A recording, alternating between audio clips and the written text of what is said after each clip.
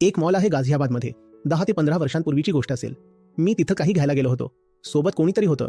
तर तिथं आत गेलो तेव्हा त्यानं जास्त किंमत लावण्याचा प्रयत्न केला. तर जो सोबत होता त्याने वादविवाद केला आणि प्रकरण मिटवलं. भाऊ, वस्तू 1700ची आहे आणि तुम्ही त्यात फिरवून 2700 करत आहात. तिथून बाहेर आलो, पार्किंगमध्ये गेलो. पार्किंगमध्ये जो उभा होता त्याने पावती दाखवली आणि बोलला की याचे आता एवढे रुपये द्या, 100 रुपये द्या, जे काही बोलला. मग जे माझ्यासोबत आले होते, संस्थेतेच होते, तेच स्टेअरिंगवर होते. तेव्हा ते म्हणाले, दाखवा. 100 रुपये कशाचे? पावती घेतली. 6 तासांपेक्षा जास्त पार केल्यास 100 रुपये लिहिलेलं होतं. त्यांची 6 तासांच्या वरची एक वेगळी पावती होती. ती पावती तो असा लांबून दाखवत होता आणि म्हणत होता 100 रुपये द्या. तेव्हा ते म्हणाले, आम्ही तर आताच गेलो होतो, 2 तास सुद्धा झाले नसतील.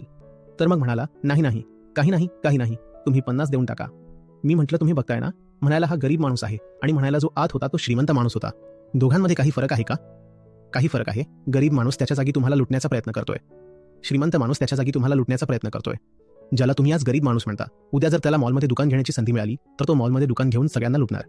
हा सुद्धा अगदी त्याच शर्यतीत आहे, ज्या शर्यतीत सगळे श्रीमंत आहेत, फक्त हा मागे पडलाय.